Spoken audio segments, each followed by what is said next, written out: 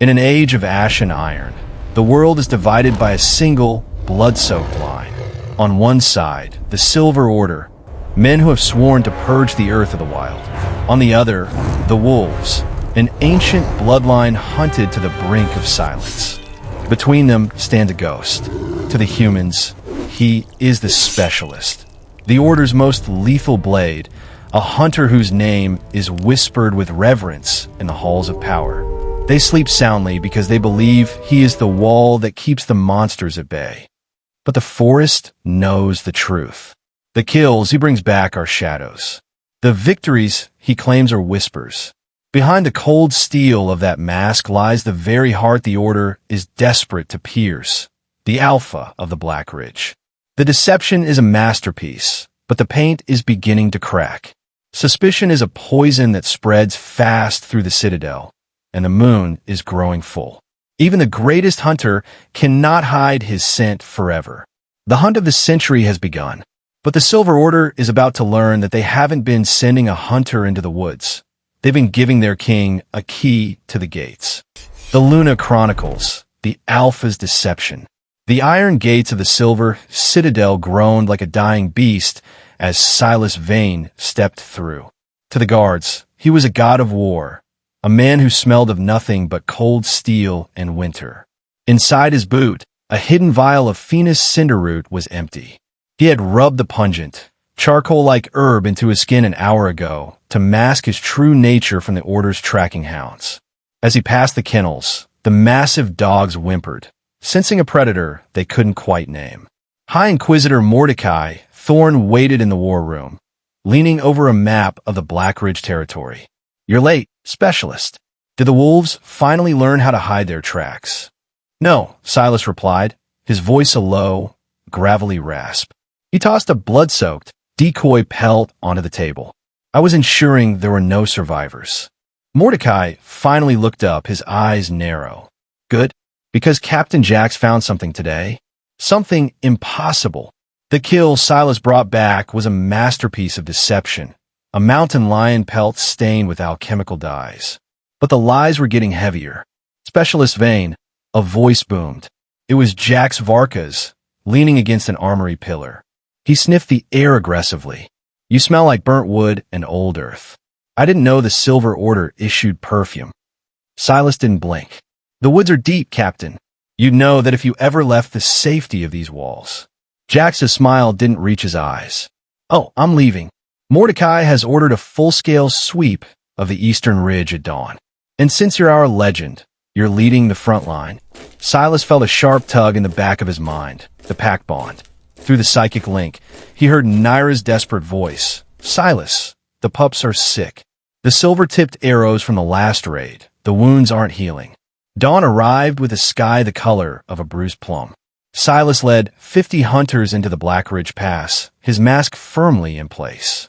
Beside him, Jax rode a white stallion, his crossbow loaded with a specialized wolf tracer bolt. Suddenly, Silas caught a scent, not of wolves but of Fina Vale. The alchemist was standing in the middle of the trail, looking like a helpless villager. "Step aside, old woman," Jax barked. Fina looked directly at Silas, her eyes flashing a silent warning. "The forest is angry today, little hunters. It has teeth you haven't seen yet." She dropped a smoke pot, and the pass erupted in thick, gray mist. In the chaos, Silas heard a frequency only a wolf could hear.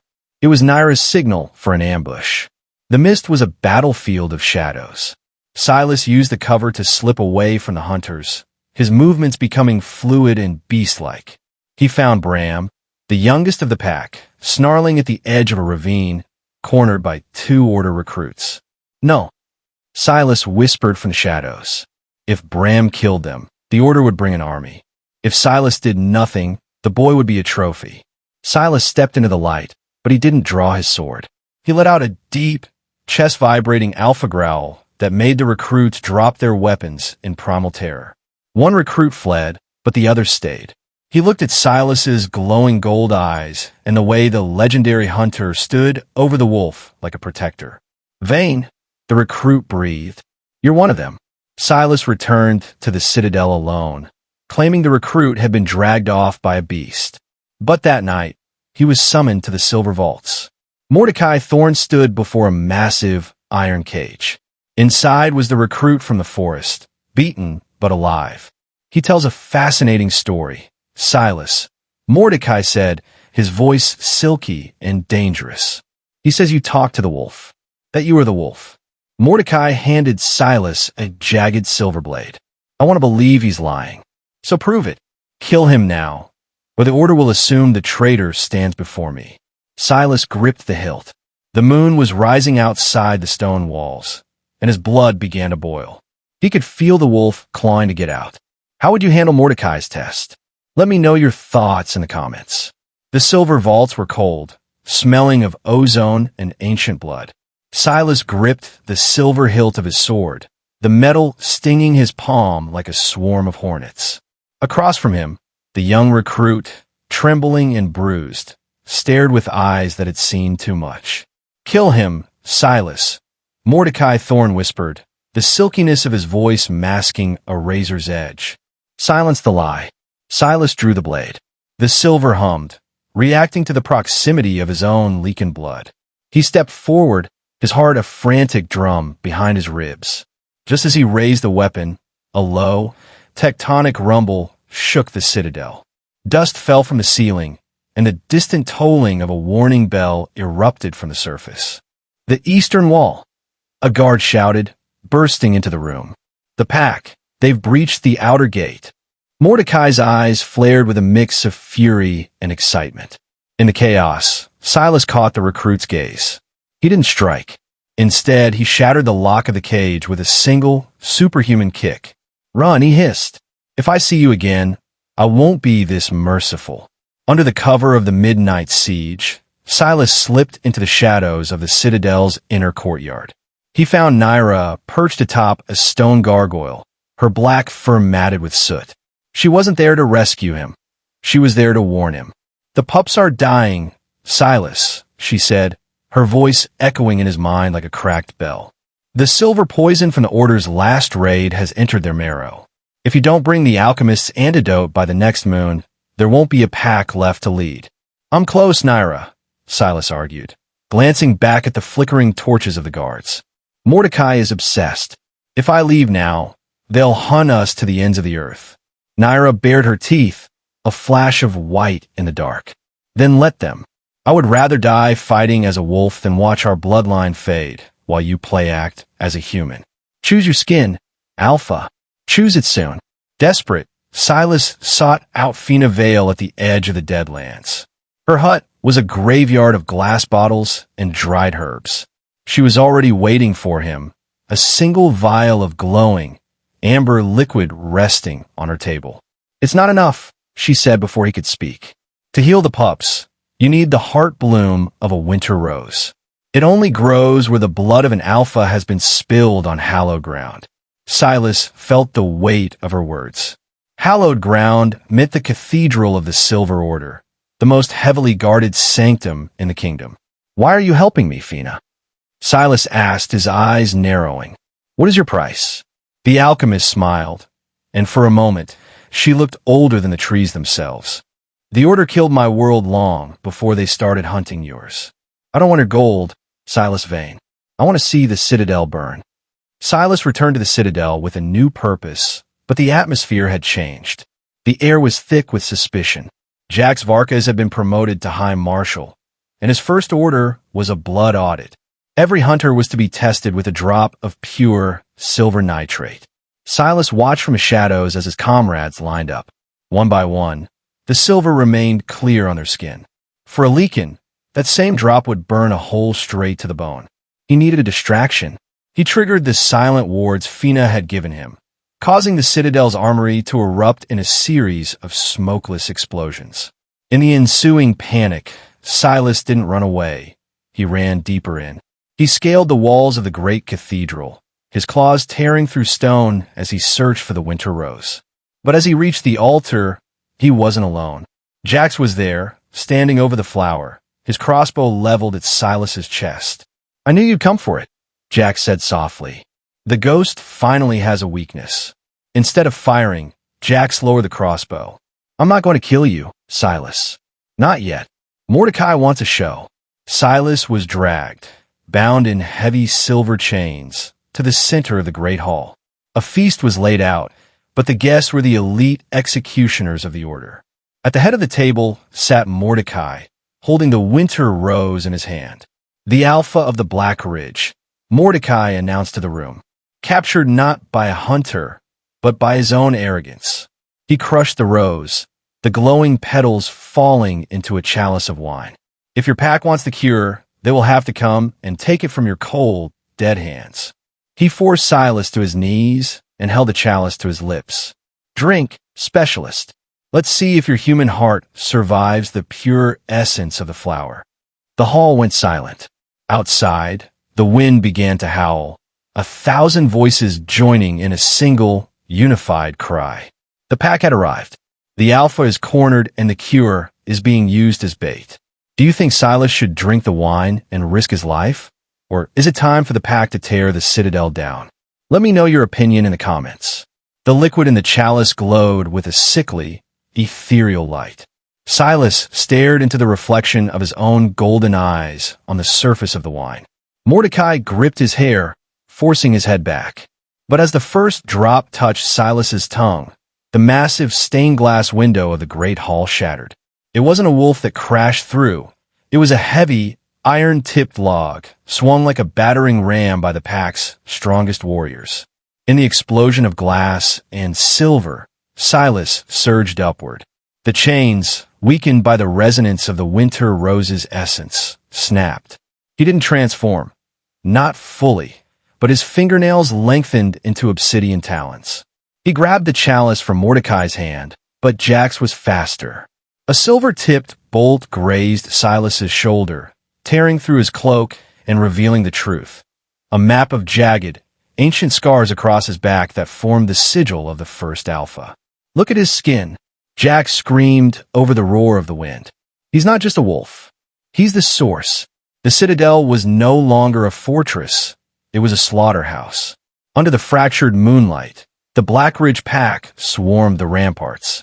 Silas, clutching the crushed remains of the winter rose, fought his way toward the stables. He wasn't killing the hunters. He was disarming them with a speed that defied human physics, leaving them gasping on the stones. He found Bram cornered near the armory, the boy's human hands trembling as he tried to hold back a group of veteran knights. Silas let out a roar, not a human shout, but a sound that vibrated the very foundation of the Citadel. The knights fell back, paralyzed by the Alpha's command. Go! Silas commanded Bram, shoving the remnants of the cure into his hands. Get this to the pups. If I don't make it out, Naira leads now. But Silas, Bram whimpered, they're bringing the Iron Maiden. The great trap. Silas looked back. Through the smoke, he saw a massive, silver-plated cage being hauled by 6 armored horses. It wasn't meant for a wolf. It was sized for man. Silas led the order away from the retreating pack, drawing them deep into the Black Ridge Pass. This was his territory. Here, the trees whispered his name. But he wasn't alone. Jax Varkas had followed him, discarded his crossbow, and drawn a twin set of silver short swords. No more games, Silas. Jax panted, his face splattered with mud and oil. I've spent 10 years living in your shadow. I've watched you take the glory while I did the dirty work. I'm going to bring your head back, and Mordecai is going to make me the new ghost. They collided in a blur of steel and fur. Silas fought with the precision of a hunter and the ferocity of a wolf. For the first time, he allowed the transformation to take hold of his limbs while keeping his human mind. It was a half-form, a nightmare of muscle and silver armor.